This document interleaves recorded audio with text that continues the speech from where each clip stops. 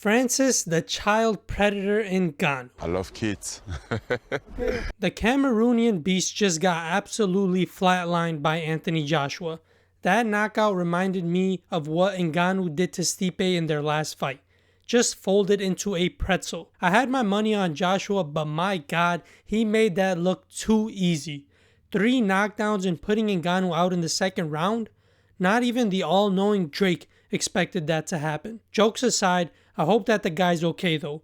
A 300-pound, 37-year-old getting KO'd like that is a scary thing to see. Post-fight, I'm seeing a lot of people take either this hero Ngannou POV or villain. Now what I mean by these is that either people are trashing Ngannou for getting knocked out or praising him for his courage to step into the boxing ring. My take is that although Ngannou lost the fights, he still won the war. To understand how Ngannou won the war, we need to go all the way back to when he was the UFC heavyweight champion. Now, you see, although he was at the top of the sport and making hundreds of thousands of dollars as champion, Ngannou wasn't too fond of how Uncle Dana was paying his contract workers. The UFC has always been scrutinized over its lack of fighter pay. Most people have seen or heard of the horror stories where UFC fighters will need to pick up a part-time job and are struggling to pay the bills. Champions like Ngannou, Jones, and Demetrius Johnson all had complaints even when they were at the top of the sport. Ngannou was the first to actually give up the belt and leave all because of fighter pay. This of course hit every headline, and that Jew Ariel Helwani ate this story up. Anytime something doesn't go Dana's way, he will shit all over anyone that disagrees.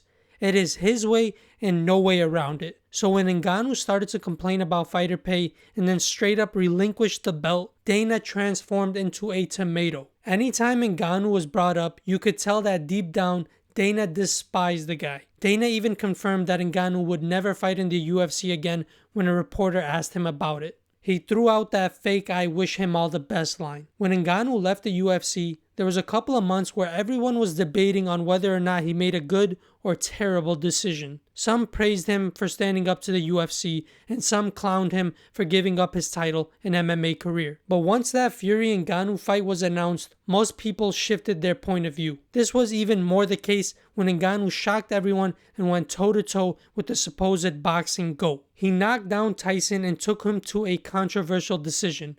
A lot of people thought that Ngannou won the fight, but boxing remains a shady sport. Tyson Fury was given the victory. Even though Ngannou lost that fight, he still won outside the octagon. He surprised everyone and his street credit shot through the roof, as well as that bank account of his. Everybody knows that oil money is unlimited, baby. He defied the UFC and Dana. Ngannou put everything on the line leaving the UFC. The belt, the money, and in the end, he made the right choice. He got paid 10x, 20x what he would have made in the UFC. He showed that he was an elite boxer and stood face to face and to some beat the king of boxing. He really did prove the haters wrong.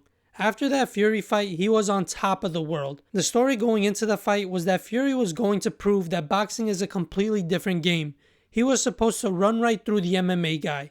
So when Ngannou did what he did, even though he lost, he still came out on top. The story after the fight wasn't about Fury winning. It was about how good Ngannou did. The headlines and interviews were all about how Ngannou went into the boxing world and stood toe-to-toe. From there, I was really hoping that Dana would put his pride aside and book that Ngannou and Jones fight. Ngannou still had that baddest man on the planet aura, and Jones was the undefeated UFC heavyweight champion.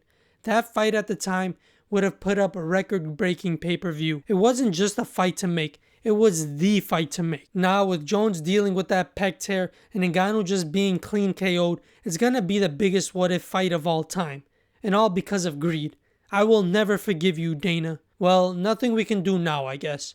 With Ngannou suffering from that Shadow Realm KO, I'd like to see him take at least a year off and maybe return to MMA. Hell, I wouldn't even be mad if he retired entirely. He's 37 now and secured that bag. He lost the boxing fights, but in the end, he set himself and his kid's kid up for life. As long as he uses his money right, he'll never have to worry about mining sand or crossing oceans. He toppled the UFC, toppled the boxing game, and his name will forever be in the headlines. His story is documentary worthy and is straight up a movie in real life. From the struggles of making it to France, to climbing up the UFC ladder and taking a gamble into boxing, to where he is today, honestly, the man's name deserves more credit and respect.